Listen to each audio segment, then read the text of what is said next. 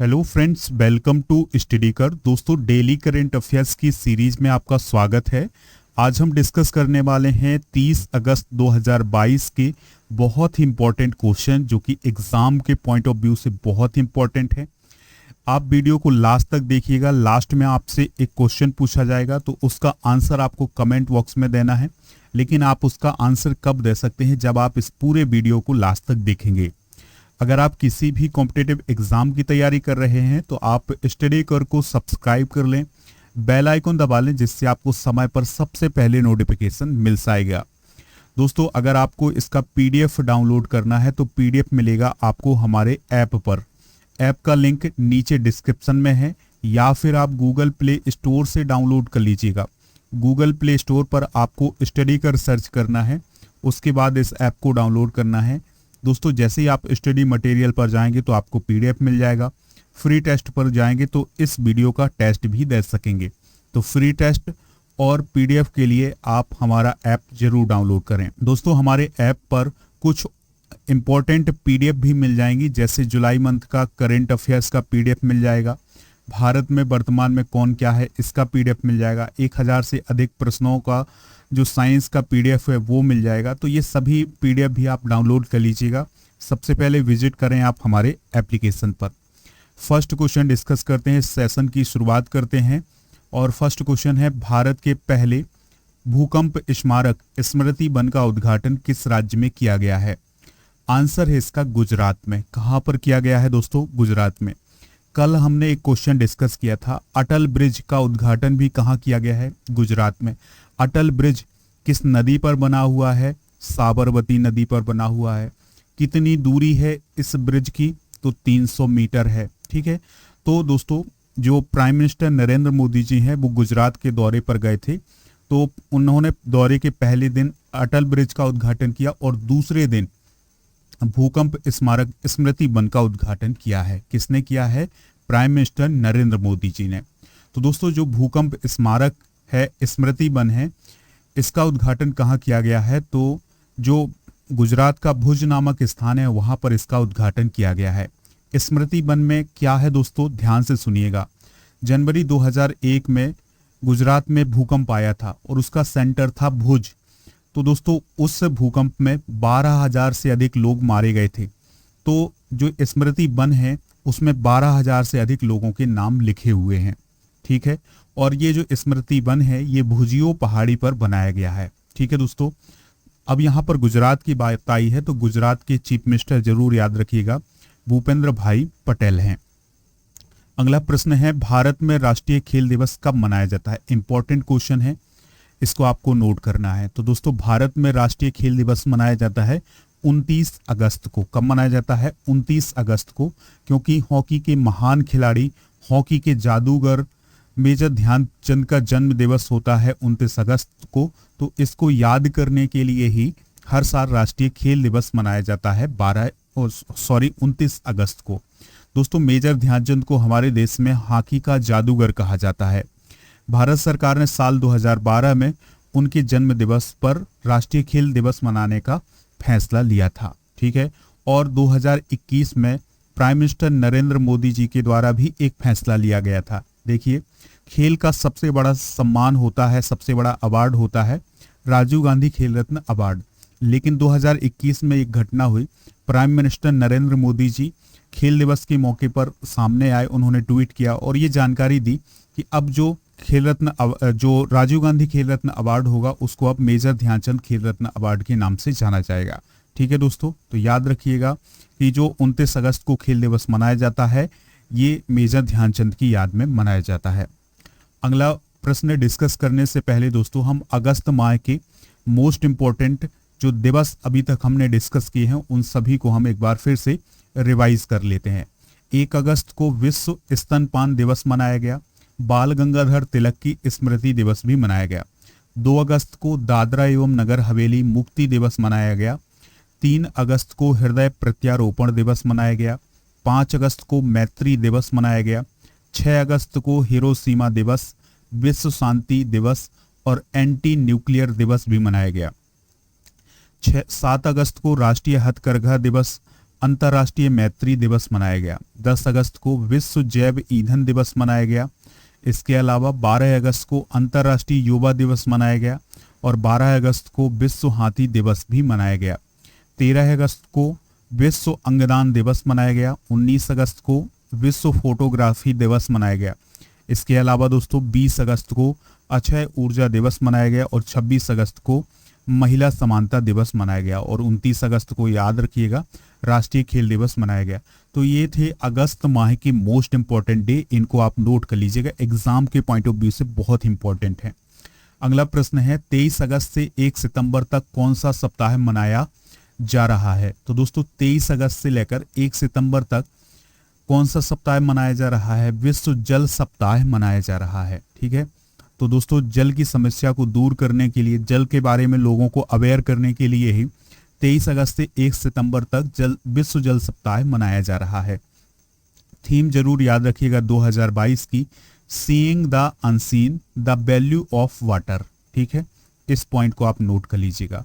किसी की थीम जरूर याद रखिएगा। अगर आप कोई डे या कोई वीक पढ़ते हैं तो उसकी थीम जरूर याद रखना है। तो विश्व जल सप्ताह 2022 की थीम है seeing the unseen the value of water. अगला प्रश्न है किस भारतीय खिलाड़ी ने 28वां अबू धाबी मास्टर शतरंज खिताब जीता है? तो दोस्तों उस भारतीय खिलाड़ी का नाम है अर्जुन एरिगासी। क्या नाम है दोस्तों? अर्जुन एरिगासी। तो अर्जुन इस जीत के बाद विश्व रैंकिंग में वो 25वें स्थान पर आ गए हैं और अब विश्वनाथन आनंद डी गोगेस के बाद 2724 अंक प्राप्त करके तीसरे नंबर के भारतीय शतरंज खिलाड़ी बन गए हैं। कौन दोस्तों? अर्जुन एरिगासी। दोस्तों यहाँ पर चेस की बात आई थी, तो अभी हाल ही में 44वां चेस ओलंपियाड हुआ है चेन्नई में। ठीक है, ये कहाँ होना था? रसिया में होना था, लेकिन रसिया और यूक्रेन के बीच जो बार हुआ उसके कारण भारत को इसकी मेजबानी मिली और चेन्नई में इसका आयोजन किया गया। देखिए दोस्तों, ओपन का विजेता कौन रहा है? गोल्ड मेडल किसने हासिल किया है?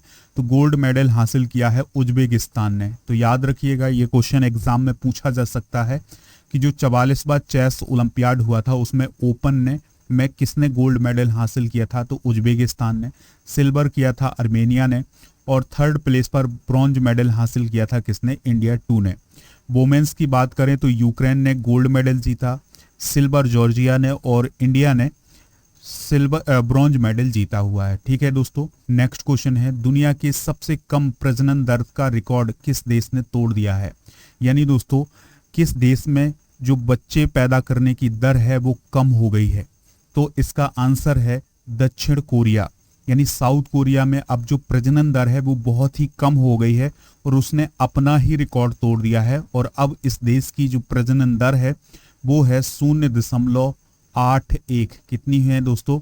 0.81। वर्ष 1970 से प्रजनन दर में लगातार गिरावट आ रही है साउथ कोरिया की और अब ये हालात हो गए हैं कि जो साउथ कोरिया है उसकी प्रजनन दर 0.81 रह गई है। ठीक है दोस्तों, तो ये सभी पॉइंट आप नोट जरूर कर लीजिएगा। अगला प्रश्न है हाल ही में बिहार विधान परिषद के सभापति कौन चुने गए हैं? तो विधान परिषद के सभापति चुने गए हैं देवेश चंद्र ठाकुर। कौन चुने गए हैं दोस्तों? देवेश चंद्र ठाकुर। अभी क्या हुआ है, बिहार में गठबंधन में बदलाव हुआ है। जो नीतीश कुमार थे उन्होंने बीजेपी का साथ छोड़ दिया है, तो बीजेपी से अलग हो गए हैं, उन्होंने आरजेडी के साथ गठबंधन किया है, तो अब पूरे समीकरण बदल गए हैं। तो दोस्तों जो विधानसभा है उसमें अवध बिहारी चौधरी को विधानसभा अध्यक्ष बनाया गया है। इसी प्रकार से विधान परिषद में देवेश चंद्र ठाकुर को वहां का अध्यक्ष बनाया है। ठीक है, बिहार की बात आई है तो राजधानी पटना है, चीफ मिनिस्टर है Nitish Kumar, deputy chief minister है तेजस्वी यादव और गवर्नर कौन है? फागू चौहान। दोस्तों यहाँ पर विधान परिषद की बात आई है तो संविधान में हम विधान परिषद के बारे में कुछ इंपॉर्टेंट पॉइंट डिस्कस कर लेते हैं। दोस्तों विधान परिषद उच्च सदन के रूप में राज्य विधानमंडल का स्थायी अंग होता है।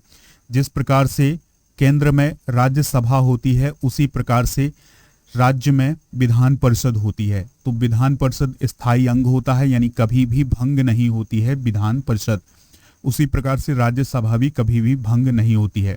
तो जो राज्य विधानमंडल होता है उसका उच्च सदन विधान परिषद ही होता है। वर्तमान में 6 राज्यों आंध्र प्रदेश, बिहार, कर्नाटक, महाराष्ट्र, तेलंगाना और उत्तर प्रदेश में विधान परिषद है। केंद्र शासित प्रदेश बनने से पहले जम्मू कश्मीर में भी विधान परिषद हुआ करती थी। संविधान के अनुच्छेद 169, 171(1) और 171(2) में विधान परिषद के गठन एवं संरचना से जुड़े प्रावधान हैं। देखिए दोस्तों, कुछ राज्य ऐसे हैं जहां पहले विधान परिषद हुआ करती थी लेकिन अब नहीं है।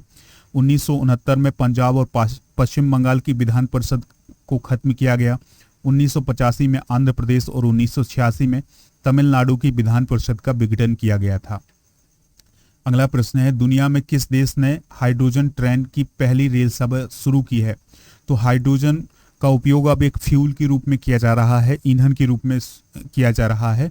तो हाइड्रोजन से चलने वाली पहली रेल सेवा शुरू की है जर्मनी ने। किसने की है दोस्तों? जर्मनी ने।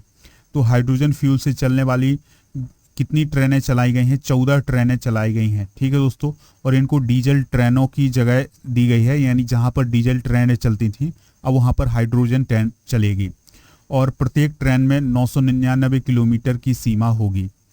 अगला प्रश्न है, संयुक्त राष्ट्र महासभा के अध्यक्ष हैं अब्दुल्ला साहिद, वो कितने दिन की यात्रा पर भारत आए हुए हैं? तो वो 2 दिन की यात्रा पर भारत आए हुए हैं।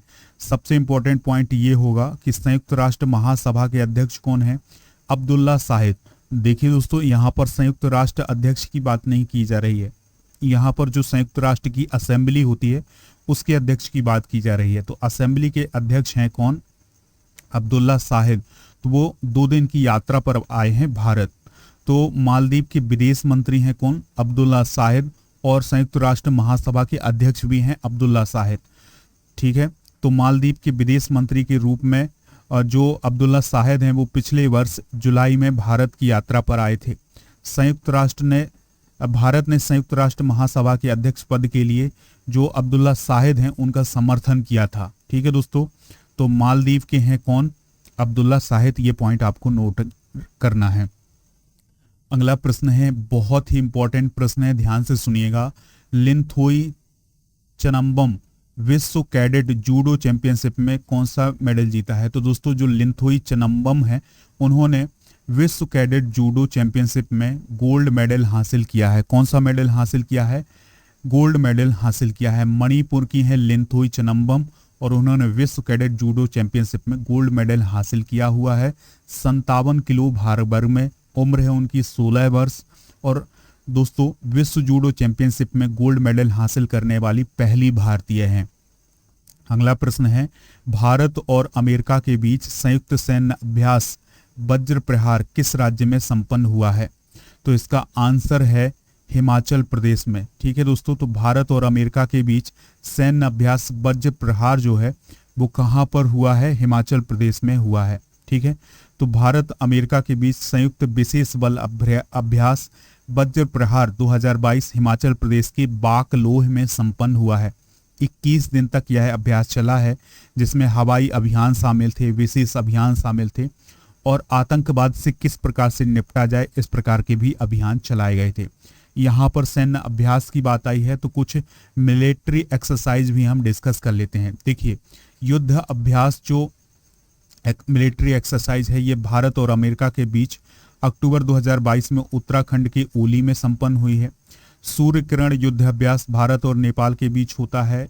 सितंबर 2021 में इसका 15वां संस्करण पिथौरागढ़ उत्तराखंड में हुआ है। गरुण अभ्यास भारत और फ्रांस के बीच होता है। 2020 में हिंडन वायु सेना स्टेशन गाजियाबाद में इसका आयोजन हुआ है। वरुण जो मिलिट्री एक्सरसाइज है भारत और फ्रांस के बीच होता है। मार्च अप्रैल 2022 में अरब सागर में इसको संपन्न किया गया है। शक्ति अभ्यास भारत और फ्रांस के बीच होता है। नवंबर 2021 में फ्रेजस फ्रांस में इसको संपन्न किया गया है। इंद्रधनुष अभ्यास भारत और ब्रिटेन के बीच होता है। 2020 में हिंडन वायु सेना स्टेशन गाजियाबाद में इसका समापन हुआ है। तो दोस्तों ये सभी मिलिट्री एक्सरसाइज भी आप नोट कर लीजिएगा। अब आपसे क्वेश्चन पूछा जा रहा है, उसका आंसर आप कमेंट बॉक्स में जरूर दीजिएगा। देखिए क्वेश्चन क्या है, राष्ट्रीय खेल दिवस किस वर्ष से मनाया जा रहा है, यानी किस वर्ष से राष्ट्रीय खेल दिवस मनाया जा रहा है। तो इसका आंसर आप कमेंट बॉक्स में जरूर दीजिएगा। लेक्चर पसंद आया हो तो आप इसे लाइक कर दें, शेयर कर दें सभी दोस्तों को, सभी सोशल मीडिया प्लेटफॉर्म पर। जय हिंद, वंदे मातरम।